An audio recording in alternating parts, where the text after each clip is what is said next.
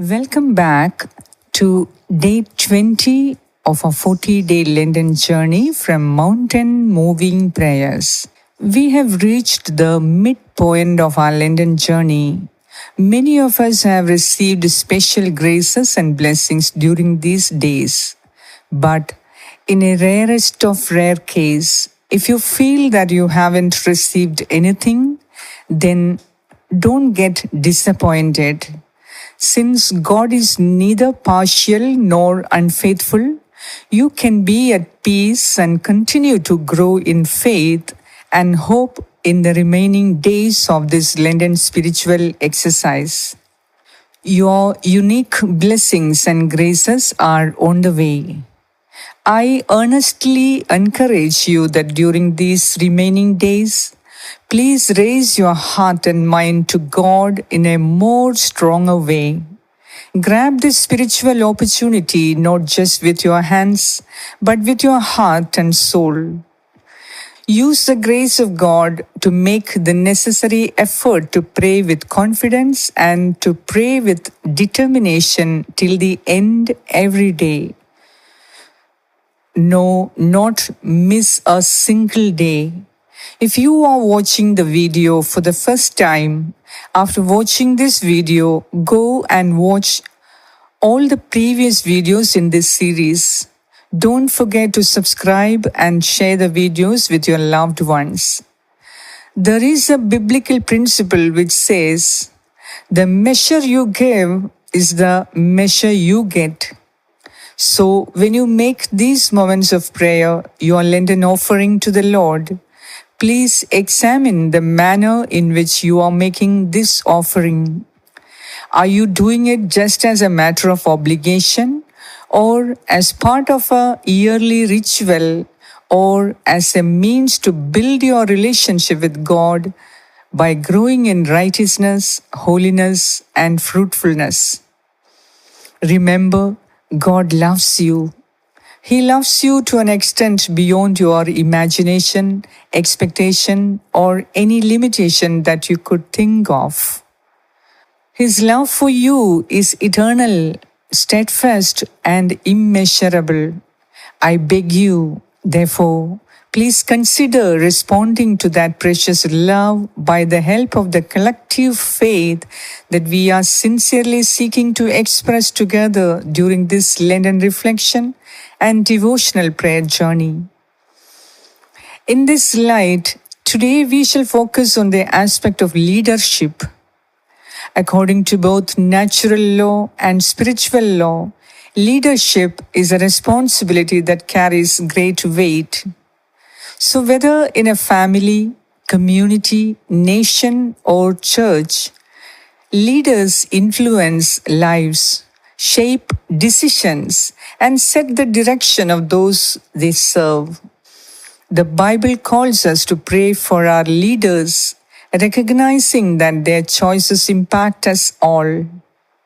Today, as we reflect on 1 Timothy 2, verses 1 and 2, and Proverbs 21:1, we will understand why interceding for those in authority is a crucial part of our spiritual journey, especially during Lent, a season of reflection, sacrifice, and renewal. At the very beginning of our reflection, we must understand that leadership is never easy.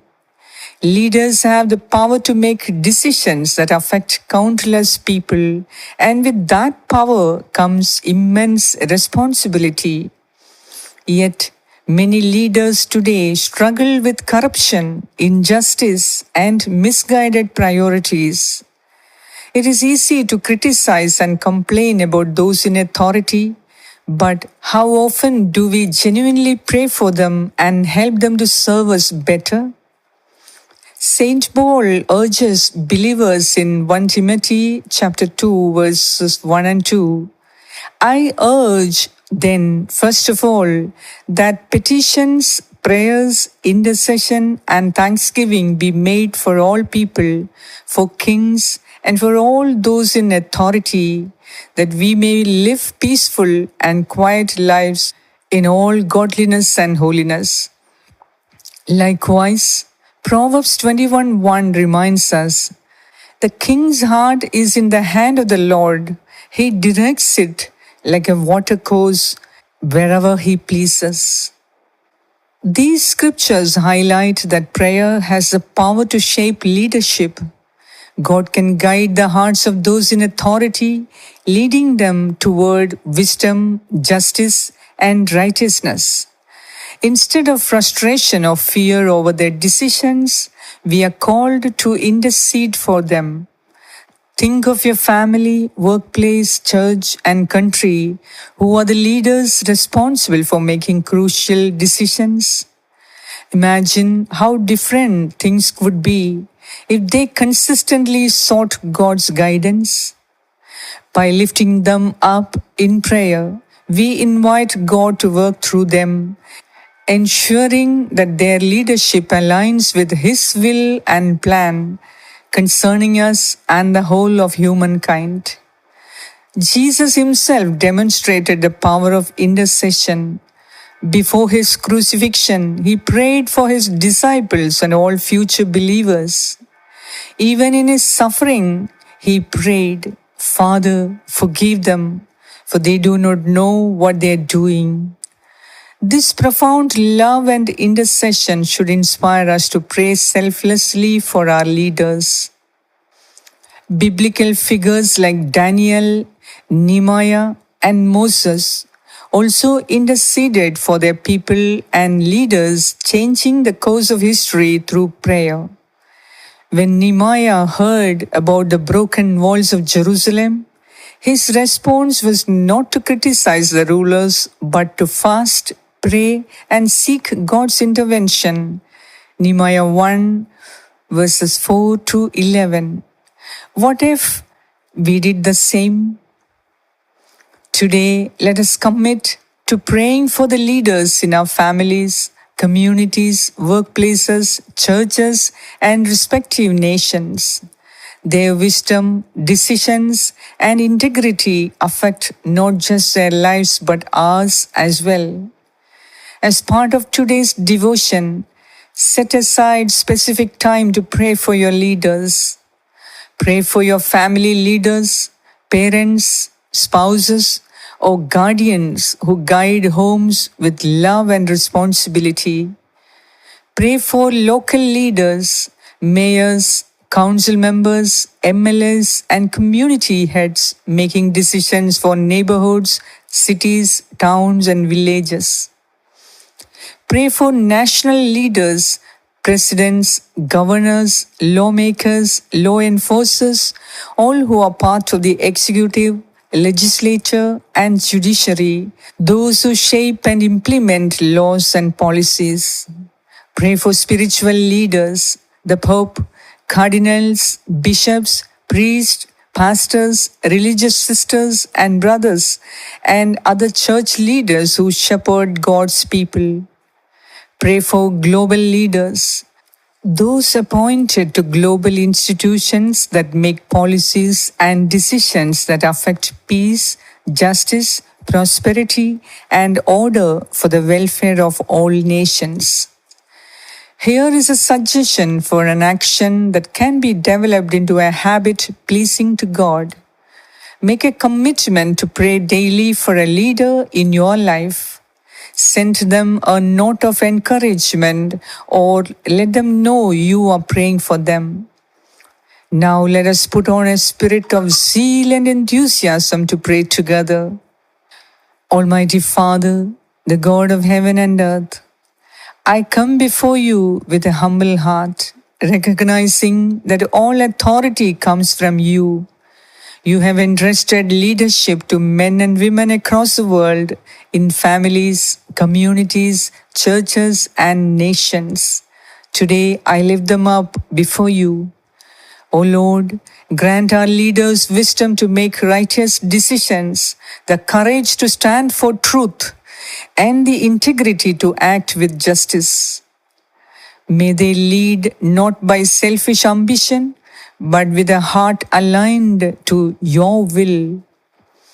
O God, for my family's leaders, I pray that you bless them with strength and love to nurture those under their care.